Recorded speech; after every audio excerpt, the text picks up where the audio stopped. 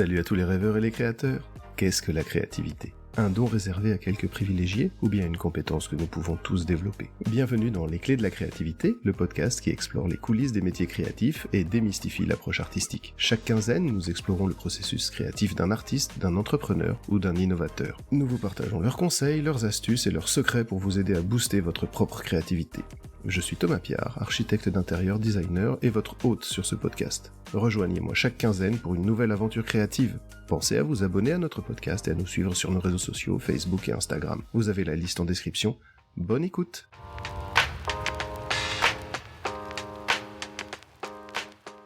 On se retrouve maintenant pour la suite de l'épisode enregistré avec Tarek Beniaklef au café Librairie à Saint-Jacques-de-la-Lande. J'ai repris quelques minutes de l'épisode précédent pour que vous puissiez les recouvrir. Bonne écoute. J'aime bien le dada. Le dada correspond à une période historique particulière. J'aime bien le surréalisme. J'aime bien beaucoup.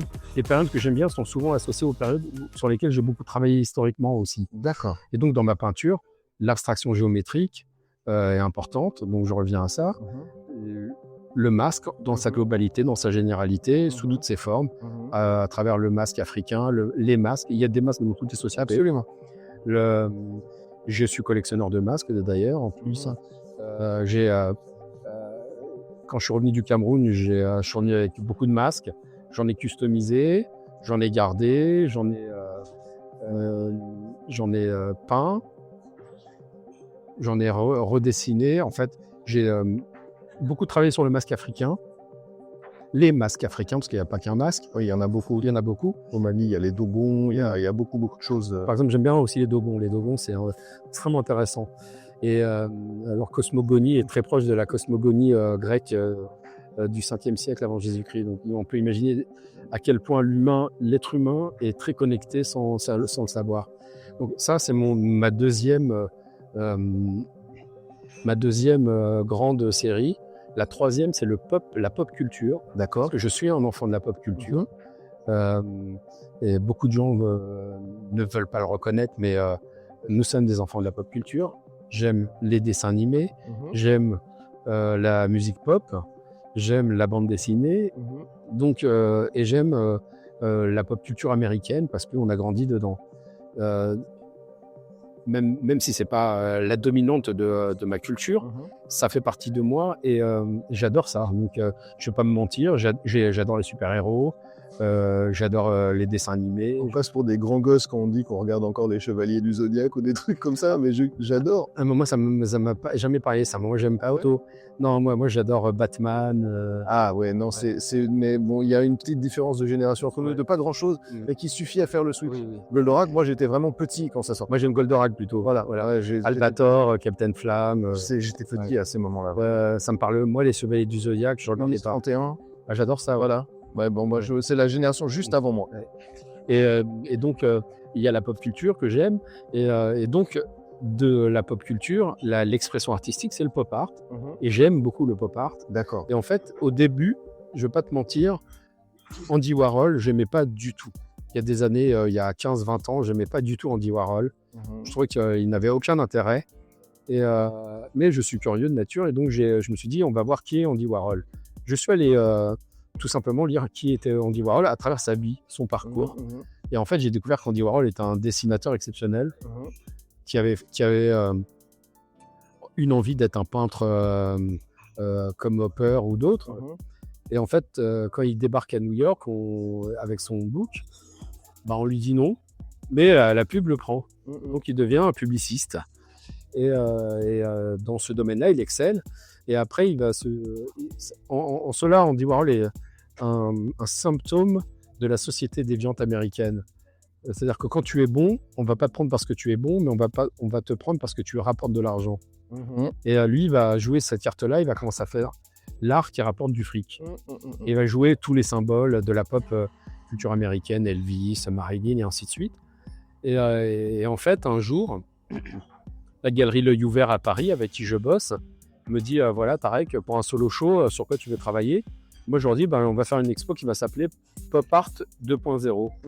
Je vais revisiter le pop art warholien essentiellement, parce que les autres, que le pop art, c'est pas Andy Warhol. Hein. Bien sûr. Mais j'oublie toujours son nom, mais le mec qui fait les trucs comme des BD géants. c'est Roy Lichtenstein. Voilà, c'est ça. Et par exemple, Roy Lichtenstein, ce qu'il fait en pop art, je vais pas le refaire parce que moi, je fais de la bande dessinée. Je vois pas l'intérêt d'aller refaire de la BD sur une toile, j'en fais.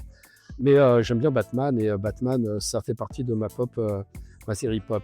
Et donc là, j'ai fait une expo qui s'appelait Pop Art 2.0, et j'ai réinvesti la Campbell Soup à ma manière.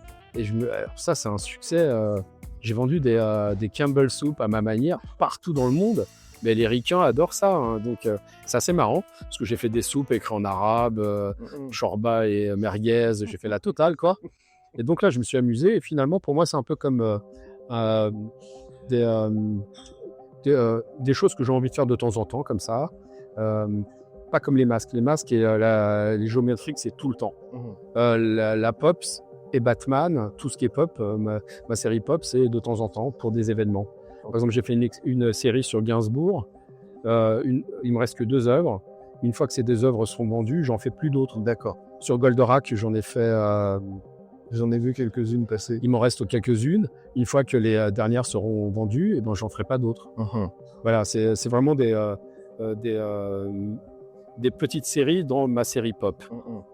Il n'y a que les Campbell et l'univers warholien que je développe. Et après, il y a une série que j'appelle Déconstruction. Pas la déconstruction... type architectural. Ouais, non, c'est vraiment la série où je vais introduire du collage, des volumes, de la peinture. C'est une série où il y a vraiment tout ce que j'aime, mais qui ne rentre pas dans... qui me permet par exemple de faire une peinture comme j'ai fait dernièrement pour le Comédia à Brest, où je raconte des histoires sur la toile. C'est un peu un mélange de tous mes univers et que je vais adapter selon les thématiques. Et après, j'ai une série que j'appelle Writing, qui est une série un peu plus graffiti. Ça, je le fais assez rarement. Et quand je le fais, ça se vend bien.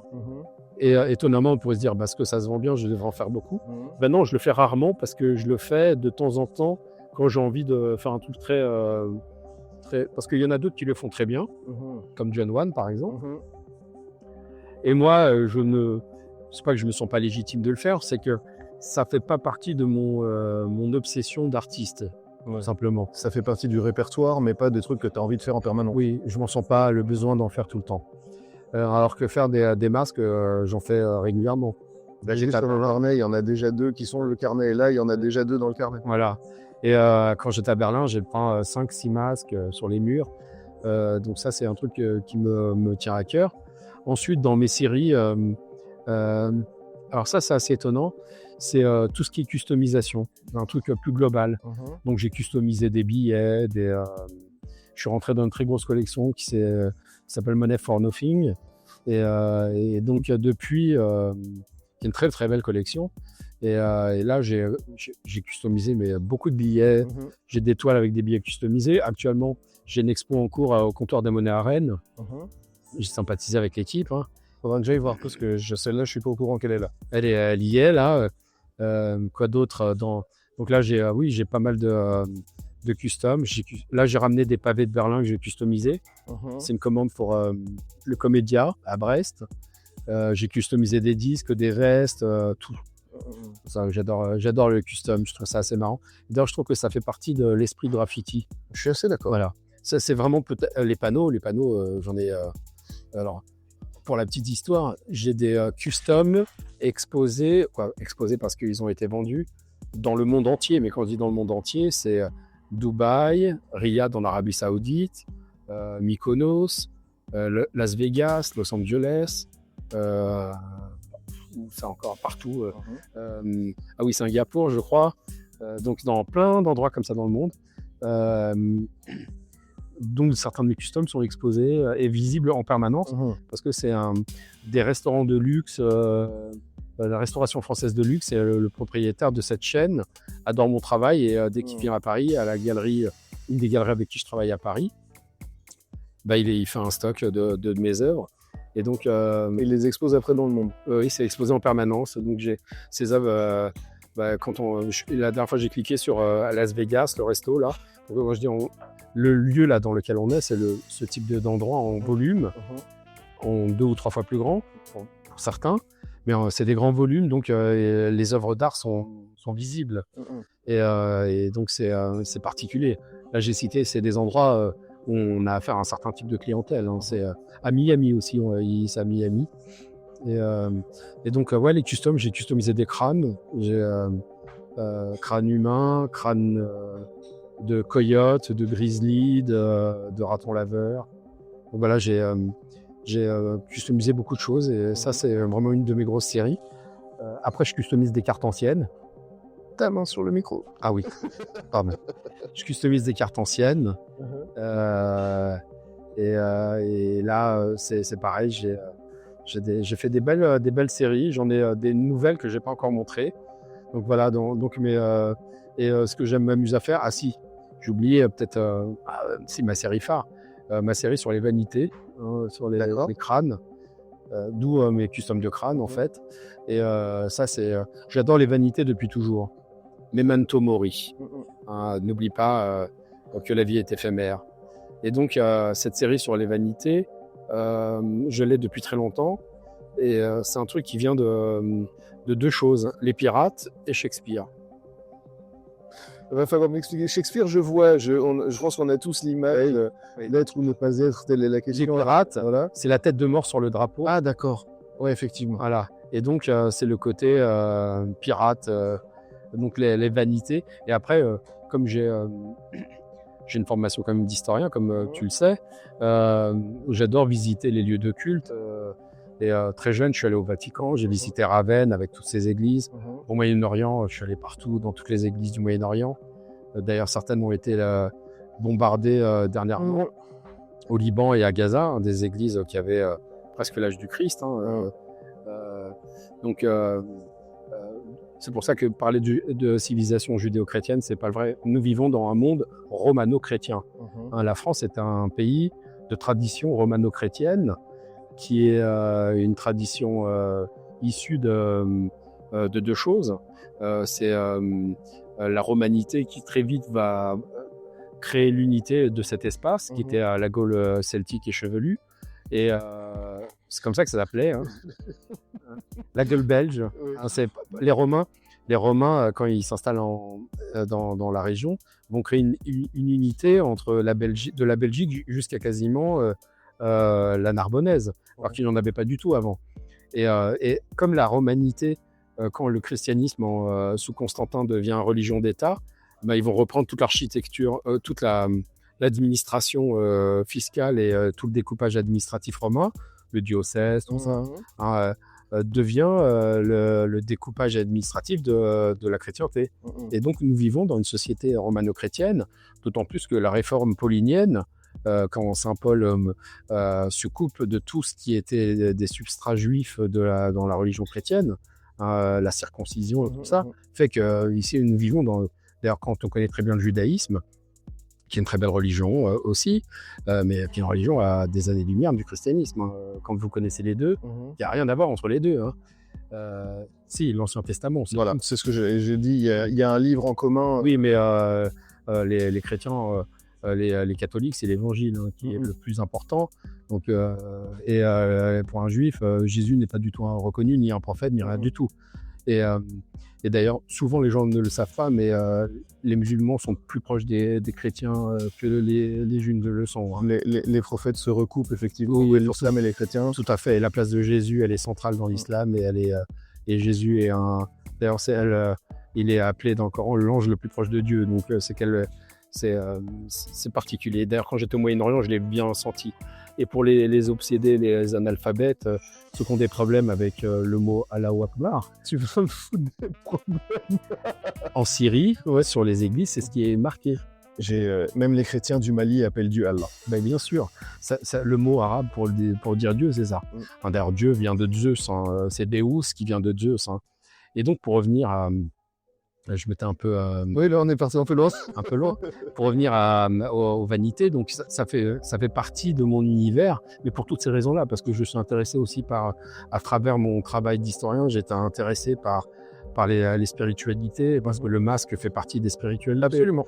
Donc, quand on est intéressé par les religions et les spiritualités, eh ben, on va regarder le judaïsme, l'islam, le christianisme, les religions chamaniques, le bouddhisme.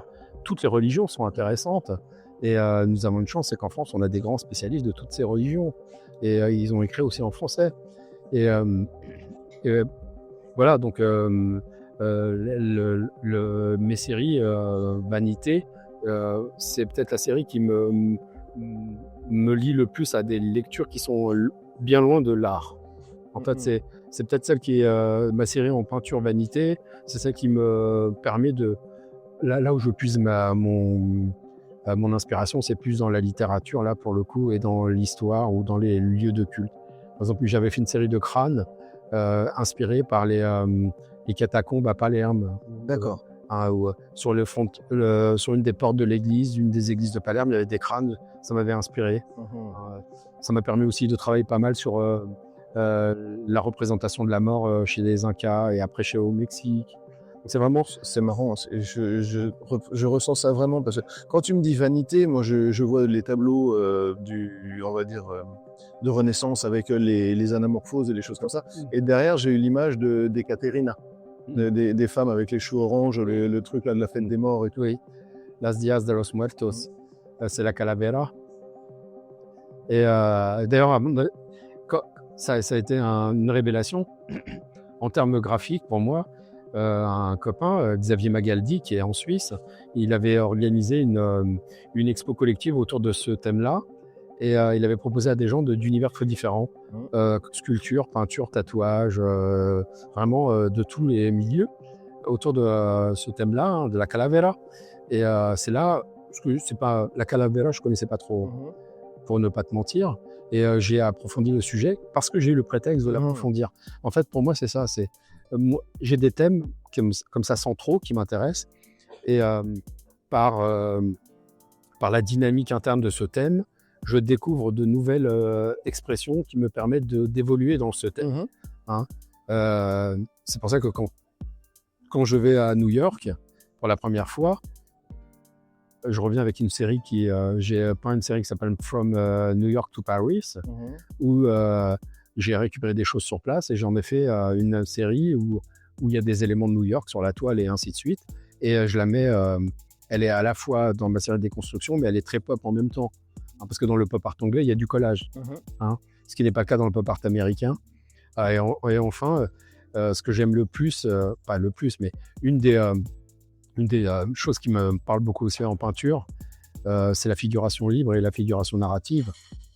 Donc, Combas, Di Rosa, tout ça. D'accord. Parce qu'ils sont ou le Belge Aleschensky qui fait des toiles qui racontent des histoires. Ça me dit quelque chose, Aleschensky. Parce que ce sont des peintres qui ont comme source, comme inspiration la bande dessinée aussi. En fait, c'est ça qui m'intéresse, c'est tout ce qui est transversal.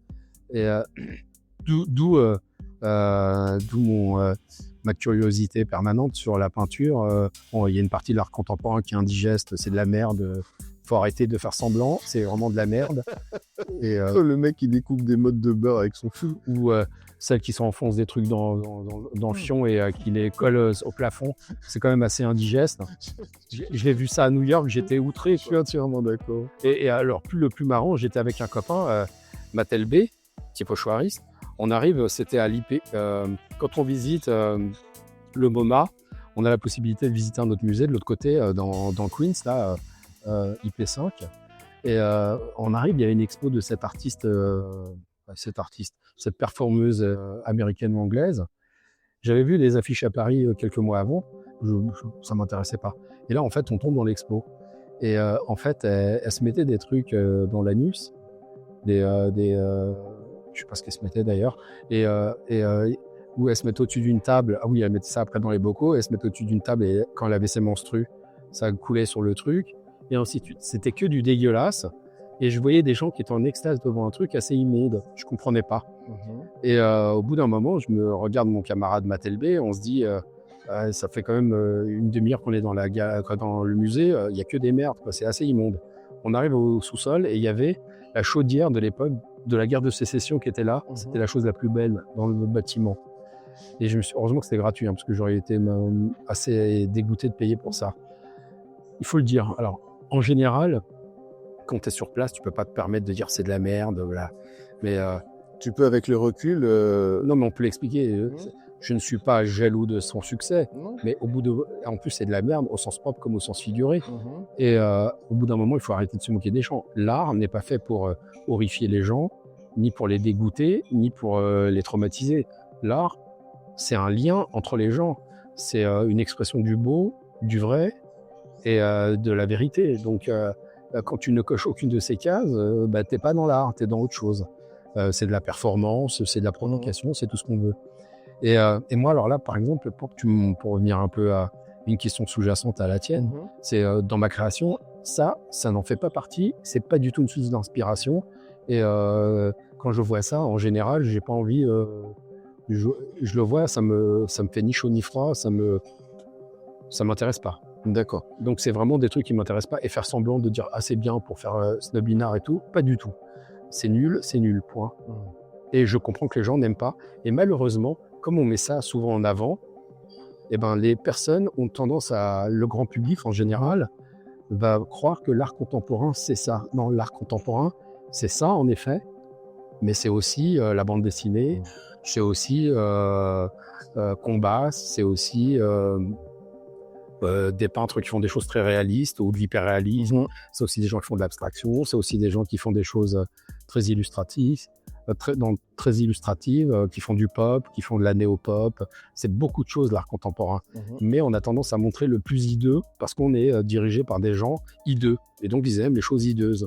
Et par définition, comme ils sont dans cette logique de vouloir être toujours différents des autres, ils se différencient par des choses totalement abjectes et totalement inintéressantes et qui, au final, desserrent l'art. Parce que j'avais vu une conférence d'une femme, d'une historienne de l'art, qui expliquait que les achats des grandes institutions et ainsi de suite, des grands collectionneurs, dans 60 ans, ça n'aura aucune valeur parce qu'ils ont acheté que des choses qui n'étaient pas de l'art. Je suis assez d'accord avec ça. En fait, ce qui est bien quand toi tu dis ça, c'est que on peut pas te reprocher le truc ouais mais tu comprends pas. On peut pas te dire ouais non mais t'es pas au niveau pour comprendre. C'est ce qui fait en fait à mon sens que beaucoup de gens vont aller vers ça parce que ça leur donne le sentiment d'être au niveau parce qu'ils et en fait si tu remets les choses sur un pied d'égalité avec quelqu'un qui va chez lui faire la même chose, au fond, où est la partie artistique dans ce que tu viens de décrire? J'en vois aucune. Et j'imagine pas m'extasier devant ça. Mais il faut aussi, faut pouvoir les mettre sur la table et dire, non. Bah oui, mais à l'époque, tu as bien raison. Yoko Ono, par exemple, elle vendait des bocaux de flatulence. C'est immonde.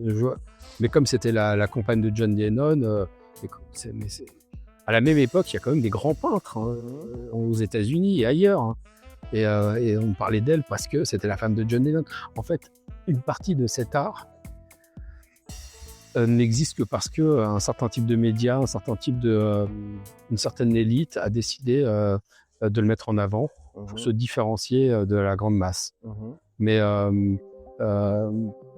je pense que quelqu'un qui arrive devant un Delacroix ou un Picasso, même devant un Fernand Léger, d'ailleurs Fernand Léger, il y avait une école primaire à Malakoff dans ma commune, c'était une peinture à la manière de Fernand Léger. Voilà, quand on voit ou un Gauguin, quand tout le monde comprend, tout le monde aime. Pourtant Gauguin à son époque, de leur vivant, ça passait pas. Ça passait pas, mais c'était de l'art. Ça ne passait pas parce que c'était hideux, blablabla. Non, c'est parce que ils étaient sortis de l'académisme. Mais l'académisme n'est pas forcément la seule voie à suivre. Ce que j'expliquais tout à l'heure, c'est le mentor de Gauguin, c'est Degas. Degas, c'est l'académisme aussi. Et donc, quand on est dans l'académisme, c'est vrai qu'on va être accepté à la fois par l'institution et par le grand public. Mais on peut ne pas être accepté par l'institution et être accepté par le public ou inversement. Exactement. C'est pas, et d'ailleurs, le graffiti fait partie de ça. Il a été pendant très longtemps accepté que par le public pour maintenant être accepté par les deux, l'institution et le public. Mais pendant très longtemps, et même au début, il était accepté que par ceux qui le faisaient. Et quelques personnes un peu dans l'underground. Ensuite, il a été accepté par le grand public et maintenant par les institutions, le grand public et l'underground. Parce qu'il y a dans toute forme artistique, il y a toujours un versant underground. Oui. D'ailleurs, ceux qui aujourd'hui voient le street art pas comme une dégradation mais comme de l'art sont parfois dénigrés par les vieilles mains qui disent non mais vous ce que vous faites c'est pas du street art, vous faites un art académique et nous ce qu'on faisait en allant taguer les métros etc. ça c'était de l'art. Ouais, bah oui tu as raison en fait c'est pour la petite info ou pour la petite histoire c'est Guggenheim dans des entrepôts il me semble ou en tout cas ils ont récupéré des métro-peints de New York des années 70 qu'ils exposeront un jour et parce qu'ils avaient détecté qu'un jour ça serait des œuvres d'art en tant que telles. Donc, en fait, c'est une question. Bon, comme je l'ai dit tout à l'heure, j'ai travaillé sur les néoplatoniciens, donc j'ai travaillé sur Platon forcément. Et il faut revoir quand on a une culture classique sur la définition de l'art, du beau, du vrai, on ne peut pas. Il y a un moment, moi, quand je rentre dans une pièce qui est blanche et il y a un point noir et on me dit que c'est une œuvre d'art, non, c'est pas possible, j'y crois pas. Déjà, je ne crois pas. En tant que public de base. Hein. Et après, même en me forçant en tant que créateur, je me dis, il y a quand même une blague là, il faut arrêter. Parce que pour moi, l'art, c'est comme l'artisan. Alors l'artisan, lui, va avoir une pratique, une création qui va avoir une utilité, un aspect pratique après. Et l'artiste, lui, c'est quelqu'un qui va créer quelque chose qui n'aura pas une utilité pratique, mais une utilité, pas une utilité, mais il apportera une note dans le monde dans lequel on est, une ouverture d'esprit, il apportera une clé pour comprendre des choses. Et j'ai l'habitude de dire qu'un artiste, ça a un message. Ou pas. Ah oui. Lui-même est le message. Alors ça, par contre, j'ai pas encore cette notion-là. C'est-à-dire que, par exemple, se dire tous les matins, je me réveille pour faire de l'art, en soi, c'est un message. C'est me dire, voilà, je crée un espace de liberté à travers moi. Et donc, je dis, voilà, le monde est possible différemment pour chacun. Ok, voilà. Je prends la notion et je l'ajouterai. L'artisan, lui, un ébéniste, il va créer un meuble, même s'il est unique, ça aura comme fonctionnalité d'être un meuble. C'est ça. Alors qu'une toile, ça va avoir comme fonctionnalité d'apporter un espace de liberté, une perspective, apporter du bien-être, beaucoup de choses, tout ce qu'on veut. Et quand on est dans une démarche artistique, il faut intégrer le fait qu'on ne peut pas se permettre de... Quand on est vraiment artiste, quand on produit des œuvres de l'esprit, de l'art, tout le monde n'est pas capable de refaire ce qu'on fait. Heureusement. Mais quand on peint une pièce en blanc et on met un point noir, tout le monde peut refaire la même chose. C'est ce qui est souvent reproché aux artistes contemporains qui font des abstractions. L'impression, c'est que n'importe qui peut le refaire parce que c'est gribouillé, c'est barbouillé, puis je peux le faire demain. Mais je suis d'accord avec toi, une partie des toiles abstraites que je vois ne sont pas des vraies toiles. Tout le monde peut les refaire, hein, ou c'est du n'importe quoi. C'est pas parce que tu jettes un seau sur une toile que c'est une œuvre une œuvre abstraite. Moi, je te disais, j'aimais beaucoup l'abstraction géométrique. J'invite nos auditeurs à regarder mon travail sur l'abstraction.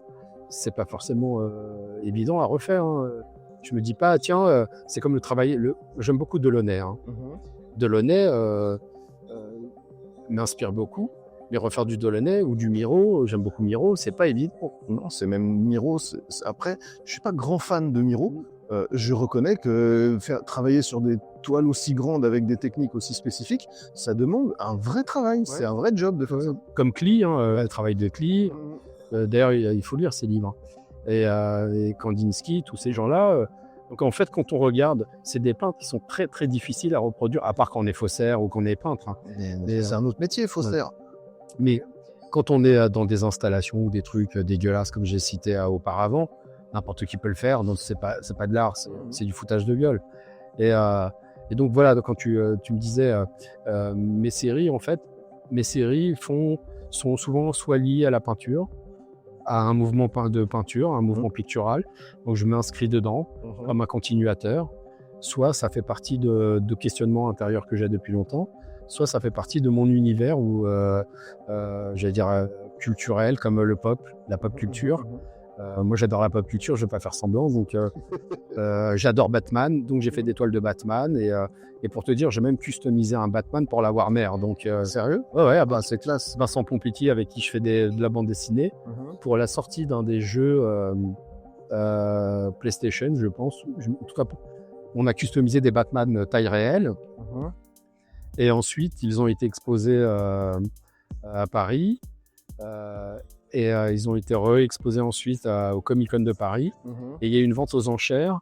Et l'argent récolté a été envoyé à une association caritative qui s'appelle Make-A-Wish, qui permet à des enfants qui sont à l'hôpital d'avoir un vœu exaucé à travers Je connais de cette association. Et donc, voilà. Donc, ça, pour moi, c'était j'allais dire un truc énorme. Ça me permettait de customiser un Batman. Je l'ai customisé dans ma série géométrique en plus. Et en même temps, il a été exposé dans des endroits emblématiques. On est passé sur France Télévisions parce qu'en fait, Vincent et moi, étant auteurs de bande dessinée, on a customisé et en plus, on aime Batman. On a customisé, on sentait qu'on aimait Batman. Et donc, on a eu une visibilité médiatique grâce à ça. Et l'argent récolté a servi à une bonne cause. Et ça, c'est génial.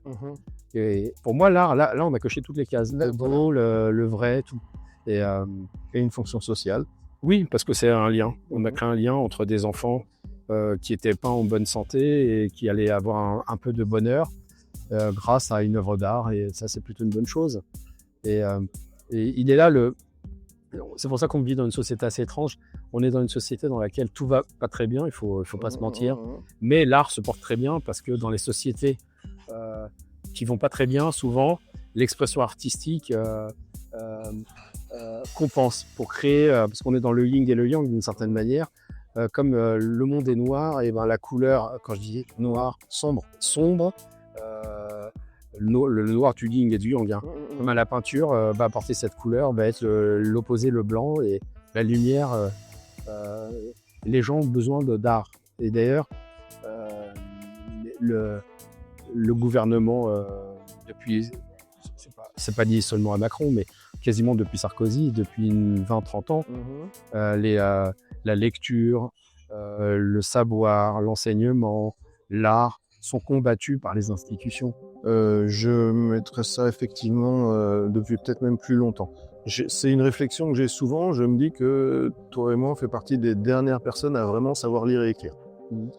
Les gens derrière nous, j'ai constaté vraiment une chute, mais du fait scolaire et pas du fait de l'institution scolaire. Oui, tout à fait. Moi, je les plains. Les profs, quels qu'ils soient, héritent d'une situation mais assez catastrophique. Tu as des enfants, parce qu'on a empêché les jeunes de redoubler, soi-disant pour leur état mental. Mais peut-être qu'avant de se poser la question de leur état mental, pour être bien, éviter qu'ils soient 40 dans une classe, c'est peut-être ça. Et peut-être aussi de se dire, nous sommes dans un monde très complexe, intégrons la complexité et créons des niveaux dans les classes. Peut-être qu'il y a des enfants qui... le Montessori, quelque chose de bien... pourquoi Montessori n'a pas été généralisé? Il y a des expériences intéressantes où finalement il y a des enfants qui vont être très bons en mathématiques, ils vont avoir très vite un niveau supérieur à la moyenne, mais ils auront des problèmes dans d'autres disciplines. Donc, c'est Platon qui le dit. Platon l'explique. On apprend en jouant. Faites en sorte que vos enfants apprennent en jouant. Ils apprendront plus facilement. Il n'y a pas de jeu à l'école. C'est militarisé l'école. C'est des notes, c'est des classements, c'est la compétition, c'est tout ce qu'il faut ne pas faire pour apprendre. Je suis bien placé pour le savoir. Je t'ai dit au début, j'étais dans l'esprit compétitif quand j'étais plus jeune et j'étais un bon élève. Donc à l'école, c'était pareil. Je voulais être dans les premiers, donc je travaillais pour être dans les premiers. Moralité, comme j'étais bon, j'en ai pas souffert. Mais j'imagine, est-ce que mon attitude au final n'a pas le fait d'avoir accepté cette manière d'être et de faire, peut-être que j'ai des camarades qui étaient moins bons et par notre compétition permanente, on les a peut-être bridés On les a pas aidés d'une certaine manière, alors qu'on n'était pas dans la solidarité à ce moment-là. C'est pas vrai. Hein. C'est vrai, ce que tu dis, je suis en partie d'accord. Il se trouve que aujourd'hui, à l'école, je sais, tu as probablement des enfants, j'en ai aussi. Mes enfants, quand ils sont en difficulté, ils sont mis en groupe. C'est-à-dire que j'en ai qui travaillent avec des groupes précédents, les classes sont souvent mélangées. Il y a beaucoup d'élèves, mais les classes deviennent mélangées. Donc là, moi, j'y vois un peu. Après, c'est l'école ici à Rennes, je ne sais pas si ça se passe partout pareil. On est dans une région riche, hein, et voilà. Une région où il y a un haut niveau scolaire aussi. Faut aller en Seine-Saint-Denis. Moi, j'ai fait des ateliers en Seine-Saint-Denis. Ça, par contre, c'est un coin où c'est un autre monde. Hein. C'est en Picardie, j'ai fait des. Ça, je vais aller un peu par contre. J'ai fait des ateliers d'écriture et tout. Non, il y a des France en fait. C'est ça. Ça, je suis bien d'accord. Il y a des France. Quand tu es à Paris, dans les grands lycées parisiens, tu es dans un autre monde. Mais bon, il suffit de regarder à Polytechnique, qui est l'école d'excellence. Alors, je me rappelle plus si c'est l'année dernière ou l'année d'avant. Alors, je connais pas le nombre exact de la promotion, mais je crois que c'est autour de 200. Il y avait 40 Marocains et 20 Tunisiens. D'accord. Qui venaient du bled. Hein. Ouais. Donc, parce que c'est la section, c'est les mathématiques. Alors, si tu as quasiment 30% qui vient du Maghreb, quel est le niveau des maths en France? Je me pose sérieusement la question. Moi, j'ai des copains qui ont fait qui ont fait Centrale Paris, qui étaient normaliens, qui étaient à Normal Sup en physique et en maths. Donc, des brutes. Hein. De ma génération, donc des vrais brutes. Notamment un copain qui a eu l'équivalent de la médaille Fields en physique. D'accord. Donc plutôt là, on parle de... c'est du très très haut niveau. La médaille des Fields, c'est le prix Nobel de maths. Hein. Oui, il a la même chose en physique, tu vois, c'est du lourd. Et ce camarade-là, c'est une sommité, il est tellement bon qu'il peut se permettre tout ce qu'il veut. Mais quand on discutait un peu entre nous, à l'époque où on était en coopération, ses camarades avaient ce niveau-là, tous. Ils étaient tous bons. Maintenant, il m'est arrivé de discuter avec des gens qui travaillent parce que j'ai des collectionneurs qui ont des boîtes, qui sont comment dire, entrepreneurs qui ont besoin de gens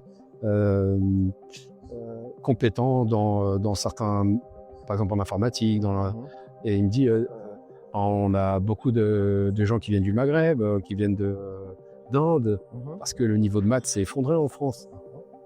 Pourquoi? Il y a même un autre truc, c'est dans certaines universités, les bourses de doctorat en mathématiques, ils n'ont pas assez d'étudiants ils ont beaucoup plus de bourses que d'étudiants. Donc ça veut bien dire que on est arrivé à un moment où on a menti. Moi, pour résumer tout ce que je viens de dire, on a trop menti aux jeunes. Et maintenant, on leur reproche leur niveau. On leur a menti. À un moment, il faut dire aux gens, non, tu n'es pas au bon niveau. Il faut que tu reprennes tes bases pour ne pas te prendre un mur quand tu vas être adulte. Là, on a trop menti. On fait passer les personnes, mais c'est pas grave. Il se débrouillera après. Non, c'est pas vrai. Quand tu perds, c'est comme on a des lumières dans les ministères qui t'expliquent qu'il faut introduire des tablettes partout. Non, il faut des livres, pas des tablettes. On le sait très bien que lire un livre en physique et lire un livre sur une tablette, ça n'a pas le même effet dans le cerveau. On est d'accord.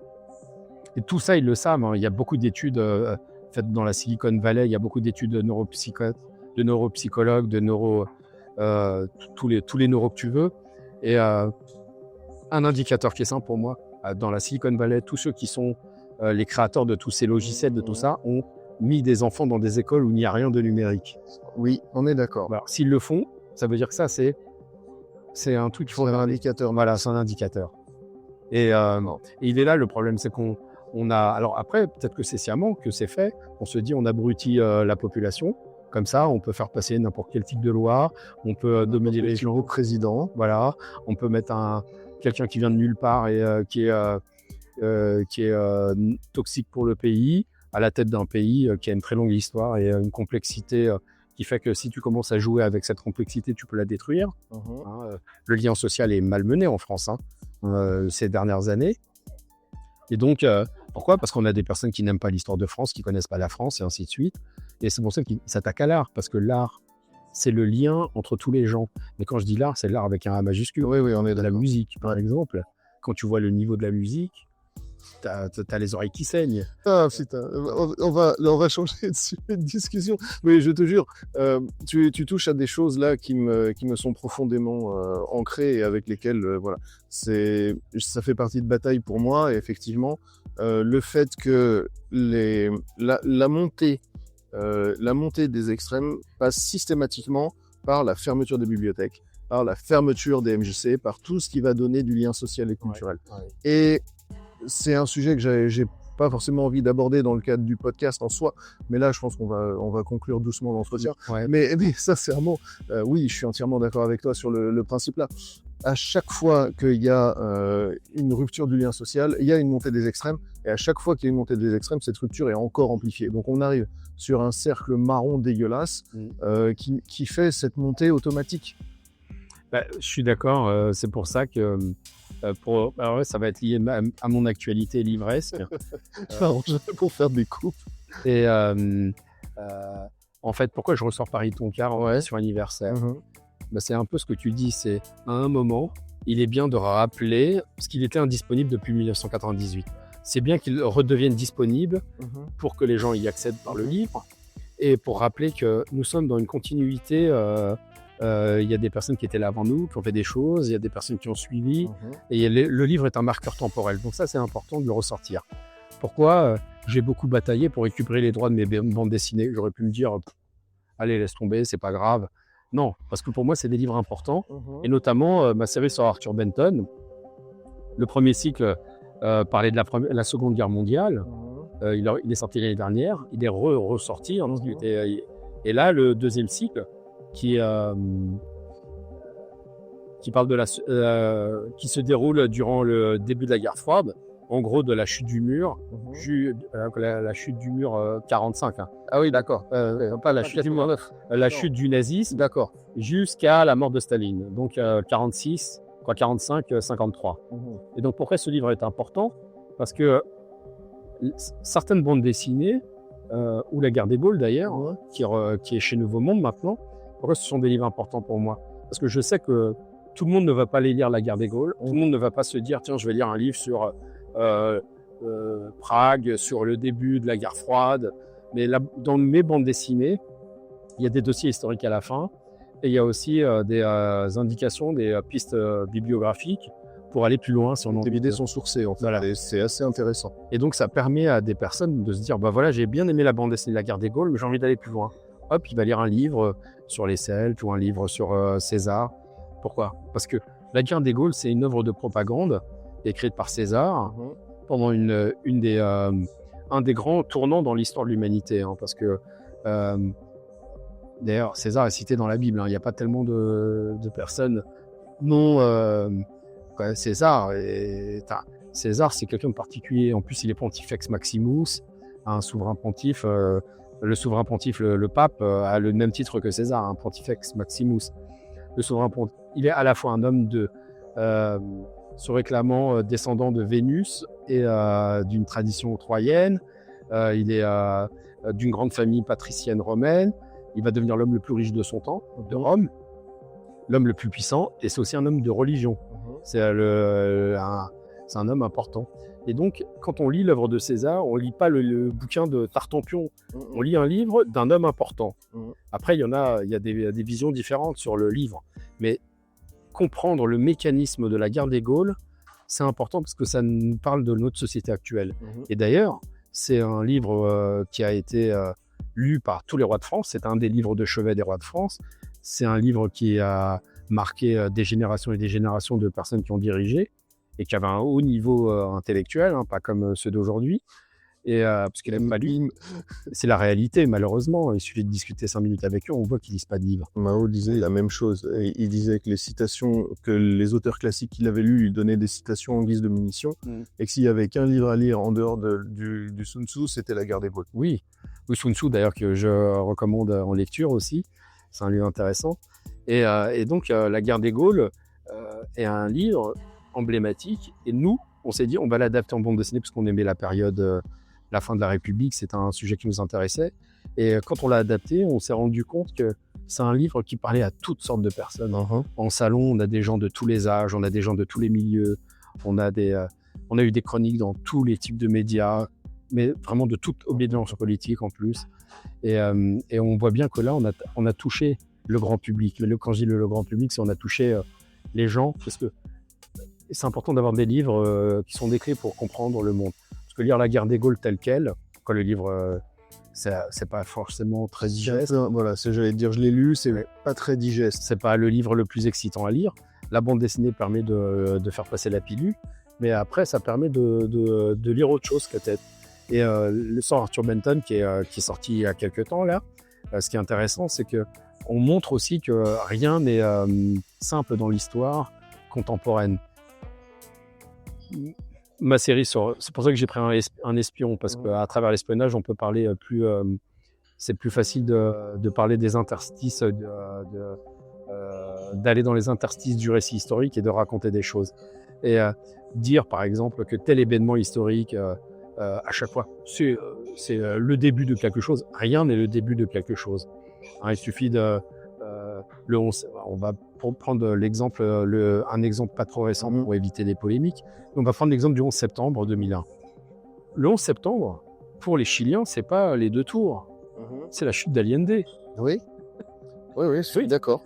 Donc, quelqu'un qui nous explique que le 11 septembre 2001, le monde entier est en deuil, mais pas pour les mêmes raisons. Voilà. Les Chiliens, ils ont un peu la haine des États-Unis le 11 septembre. C'est Allende. Et je suis pas sûr qu'un Burkinabé, le 11 septembre, il s'est mis à pleurer, ou tous les 11 septembre, il fait et ainsi de suite. Donc, comme nous sommes dans une ère géographique qui s'appelle l'Occident, qui est pas du tout délimitée par l'Europe et les États-Unis, parce qu'il y a le Japon qui est intégré dedans, l'Australie et la Nouvelle-Zélande, nous avons une vision du monde qui est occidentalo-centrée. Et en France, elle est encore plus marquée, elle est très très marquée, parce que la France considère qu'elle est le centre en plus de cet Occident. Oui. Comme le pensent les Anglais et les Américains. C'est les 3 pays d'ailleurs qui ont créé le régime libéral parlementaire, avec 3 variantes différentes. Et donc ces 3 pays-là, qui ont dominé le monde à des périodes différentes, sachant que le dernier, c'est les États-Unis en date. Et nous, on est en France dans un de ces 3 paradigmes, dans une de ces 3 visions paradigmatiques. Et quand on fait Benton, c'est pour montrer que quand on est polonais, on ne voit pas la Seconde Guerre mondiale de la même manière. Quand on est allemand, on ne le voit pas de la même manière. Pour un Allemand, Dresde, c'est un crime de guerre. Pour un Anglais, c'est une punition collective. Pour un Français, chez les Allemands, on s'en fout. Mais selon le point de vue qu'on a, selon le camp dans lequel on est, on va voir les choses différemment. Et ça, on le montre dans Benton, dans les 2 cycles d'ailleurs. Et je pense qu'à travers la bande dessinée, en 2024, il est plus facile d'être dans la nuance que dans certains livres. Parce que comme les gens ne lisent pas les livres, ceux qui vont les lire pensent comme toi. Et ceux qui pensent comme toi, ils ne vont pas être dans la discussion après. Alors que la bande dessinée, on va peut-être susciter des débats différents. On a eu quelques débats sur... C'est plus consensuel, en fait, une bande dessinée. Ça l'est plus et ça l'est moins en même temps. C'est-à-dire qu'on touchait un public qui, forcément, ne serait pas allé vers un sujet aussi difficile sans s'en rendre compte. Par exemple, sur mes BD jeunesse, j'ai parlé du racisme, de l'altérité, de l'être, du paraître. D'ailleurs, ton espion porte un masque. Oui, c'est un sujet qui me... Et par définition, parce que moi, quand j'étais coopérant du service national, j'étais au Moyen-Orient. J'étais dans une ambassade très particulière. J'étais dans l'ambassade de France à Damas. C'est une ambassade qui était le pôle diplomatique de toute la région. Notre ambassadeur avait autorité sur l'Iran, le Liban, tout ça. C'était le big boss, notre ambassadeur, qui est un homme exceptionnel, j'ai eu plaisir à servir. Et donc, c'est quelqu'un qui voilà, c'est typiquement le personnage qui m'a inspiré dans certaines de mes histoires. J'ai fait des rencontres, j'ai vu des choses qui m'ont permis de... Là, j'ai vécu des aventures qui m'ont permis, dans mes récits et dans mes bandes dessinées, d'avoir des matières à raconter, mais en étant sur des vraies bases. Par exemple, il y a une séquence dans Benton, je l'ai vécu en vrai, mais dans une autre situation, à un autre moment. Donc voilà, c'était pour finir là-dessus, pour dire en gros, mon actualité livresque, elle est liée aussi à cette envie d'avoir une résonance avec le monde dans lequel on est. Souvent, tu t'en parlais, est-ce que l'art doit avoir un message? Je pense que une de mes facettes d'artiste, qui est la bande dessinée, me permet de transmettre les messages à travers la bande dessinée. Bien plus que par le graffiti, par exemple. Pour moi, le graffiti, c'est apporter le beau et de la couleur dans le monde. Donc, en soi, c'est un message. Mais le message le plus politique, on le retrouvera dans mes bandes dessinées. D'accord. Et vraiment, c'est quand je dis mes bandes dessinées sont très politiques, au sens message politique. Ouais. Oui, il y a un vrai message et au sens premier du terme, c'est-à-dire la politique, c'est l'art de créer du lien et des relations dans la cité et de diriger la cité. C'est pas un manuel pour diriger la cité, mais par exemple dans le petit Mamadou Pousset ou dans les Trois petits cochons, on parle du racisme et on montre l'absurdité du racisme. C'est une manière de gouverner, de dire vous gouvernez avec un discours raciste, ça va mal finir. Et on est dans une France qui a une élite qui n'a pas compris la réalité de son peuple. Le peuple français est bien plus métissé qu'il ne l'imagine. Oui, je suis aussi entièrement. Parce que eux vivent entre eux et eux ne se métissent pas, ils se métissent entre riches, c'est-à-dire entre gens dégénérés. Quand je dis entre riches, dégénérés. Et quand tu regardes les plateaux télé, c'est le même type de personnages, ils viennent des mêmes milieux, ils ont la même tête, ils ont les mêmes patronymes pour certains. Ils mettent en danger d'ailleurs souvent leur communauté respective, sans s'en rendre compte. Quand tu as... allez, on va prendre l'exemple hallucinant. L'imam Chalroumi, qui n'est imam que de nom, le mec qui parle à peine français, il est tout le temps interviewé pour donner son avis sur l'islam. Et on ne comprend pas déjà ce qu'il dit en français. Donc ça insulte la langue française. On a les oreilles qui saignent. 2, il fait passer les Français d'origine maghrébine pour des abrutis de naissance. 3, il donne l'impression que la religion musulmane a à sa tête que des débiles. 4, quand il est interviewé, c'est pour dire que du bien d'Israël. On se demande de qui il parle, à qui il parle. Donc, mais c'est pareil avec, on va reprendre un autre exemple. Quand on fait une interview, soit on prend ce type d'individu, soit on prend une espèce de personne énervée qui t'explique que tous les Français sont pourris et que c'est de leur faute que l'Afrique souffre. Mais c'est pareil, c'est aussi idiot. On va jamais prendre quelqu'un qui est dans la mesure et la tempérance ou dans l'intelligence. Et ça, c'est un gros problème. Et je pense que c'est fait exprès parce qu'on a envie de créer des discours doivent être clivants, en fait. Tout à fait. Mais quand tu as lu La Guerre des Gaules, César, il sait que ça, c'est un des moyens de diviser. Quand tu as lu aussi le livre sur les stratagèmes ou Sun Tzu, quand on a lu Sun Tzu, c'est important. Il faudrait faire lire Sun Tzu à tout le monde. Je pense que tous les dirigeants devraient avoir lu Sun Tzu. Même les citoyens. Parce que dans Sun Tzu, il y a un moment, il y a ne déclare la guerre que si tu es en mesure de la gagner ou en capacité de la gagner. Ne déclare la guerre que si tu es en mesure de faire en sorte que ton ennemi soit affaibli avant de la déclarer. Et il y a aussi, avant même de passer à la confrontation, on t'explique que le plus intéressant, c'est de créer la dissension chez l'ennemi ou de le soudoyer, et ainsi de suite. La plus belle des victoires est celle qui se remporte sans ensanglanter son épée. Tout à fait. Et là, on est dans un monde dans lequel on a des personnes qui n'ont pas compris que la société française était en train de gagner son... parce que je suis convaincu, peut-être que je me trompe, mais je suis convaincu qu'on a une société bien plus intelligente, malgré cette espèce d'effondrement scolaire qui est provoqué par eux, pas par les profs. Parce que finalement, on ne demande jamais aux profs ce qu'il faut faire. On leur demande jamais. On leur impose des règles, des nouveaux programmes, des circulaires et tout. On les sous-paye. C'est les gens les moins bien payés, parmi les moins bien payés des profs en Europe, dans l'Union européenne. Et donc, en ce moment, je te disais, on est dans une société très métissée, mais pas au sens que entre personnes. C'est les idées sont métissées. Par exemple, le couscous est un des plats les plus mangés en France. C'est la pizza, le couscous. Tu as les gens, ils adorent la musique antillaise. Ils adorent le zouk. Ouais, alors moi j'aime pas le zouk. Moi je suis pas très fan de zouk, mais par exemple le zouk passe à la radio. Oui, c'est ce que je dis. Oui. On a une société dans laquelle quand tu parles de la France, c'est un pays où tu as la plus grande communauté bouddhiste, la plus grande communauté juive, la plus grande communauté musulmane d'Europe. Tu as la plus grande communauté chinoise d'Europe. Tu as le plus grand Chinatown d'Europe. Peut-être même l'un des plus grands au monde. Tu as la deuxième ville du Mali quand tu vois tous les indicateurs, la France, c'est ça la France. C'est le carrefour de toutes les possibilités. Et dans toute son histoire, regarde la France, tu as Mazarin qui est un Italien qui a servi la France jusqu'à la fin de sa vie parce que c'était la France. Et combien il a vu passer de rois, Mazarin? Et donc, quand on regarde en filigrane, je pense que on a une élite qui connaît plus pas son histoire, qui fait tout pour dégoûter les gens de l'art, de l'histoire, de la France, de la littérature et tout. Et ça va mal finir pour ces raisons-là. C'est que le fossé s'est tellement écarté. Et moi, je le ressens de plus en plus dans mon rapport aux gens. Parce que comme je suis en dédicace souvent, je vois bien que les gens se posent beaucoup de questions et pas les mêmes questions qu'on leur demande de se poser à travers les médias. C'est vrai que parfois, il y en a qui me posent des questions sur l'islam ou les musulmans et tout.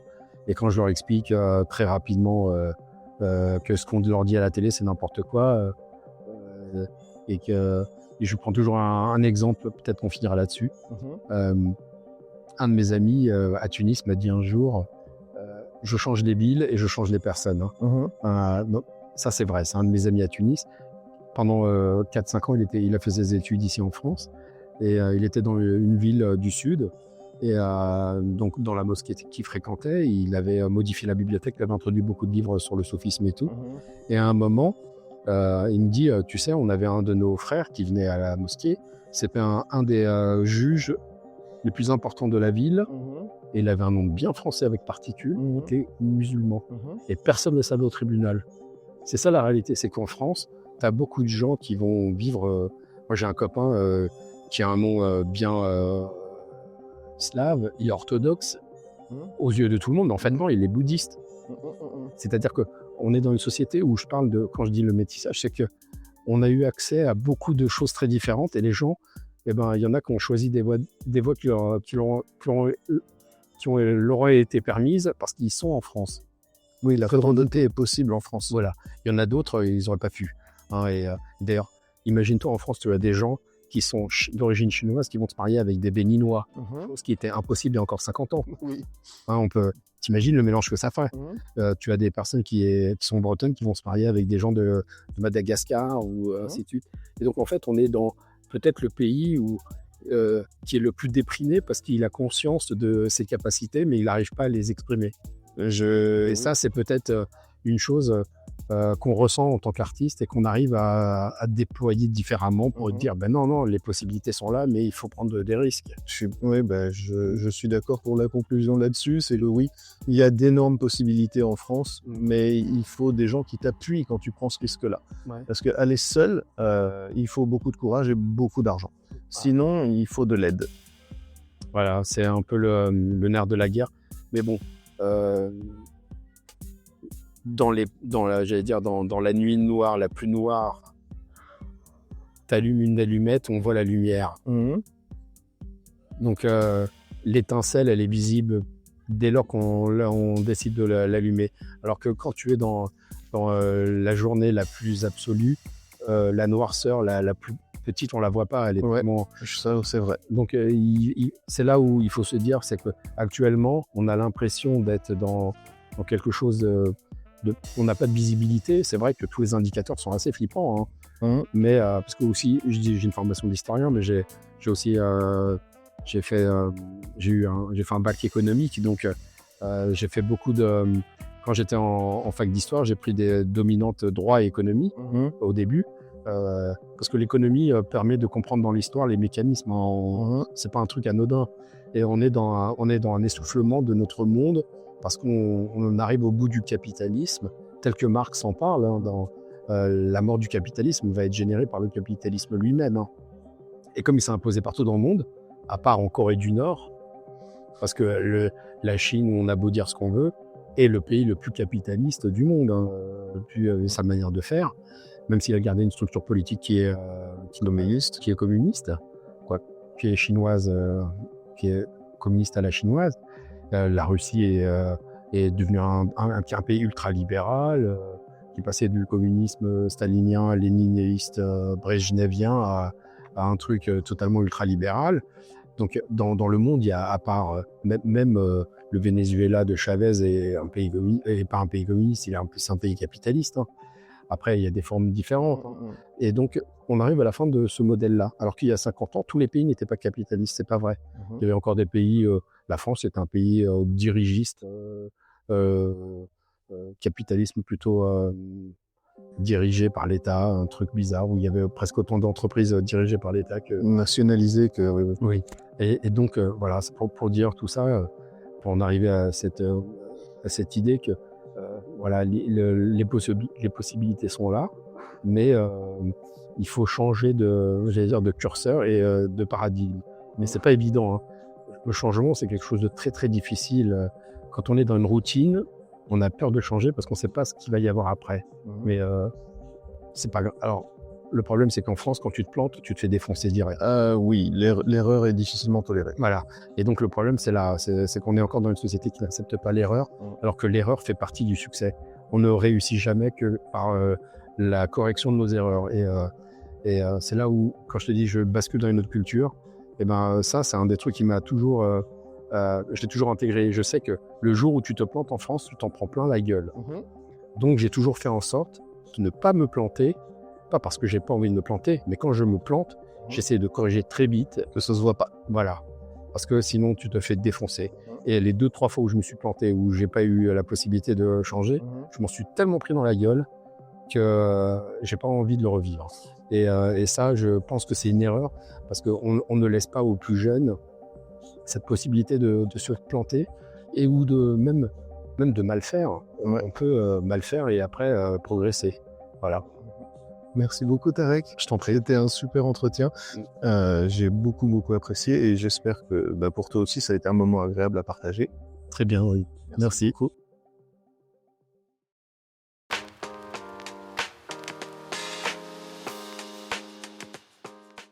Merci beaucoup d'avoir écouté cet épisode des Clés de la créativité. J'ai vraiment passé un super moment avec mon invité. J'espère que vous avez pris plaisir à nos échanges. Surtout, je tiens à remercier chaleureusement tous les auditeurs qui nous accordent leur temps chaque quinzaine. C'est grâce à vous que ce podcast existe et continue de grandir. Si vous avez apprécié cet épisode, partagez-le sur vos réseaux sociaux et laissez un commentaire sur les nôtres pour nous dire ce que vous en avez pensé. Vous pouvez également me retrouver sur l'Instagram ou le Facebook des Clés de la créativité. Je vous mets les liens en description. Sur ce, je vous souhaite une semaine pleine d'inspiration et de créativité. En attendant le prochain épisode, restez créatifs et à bientôt!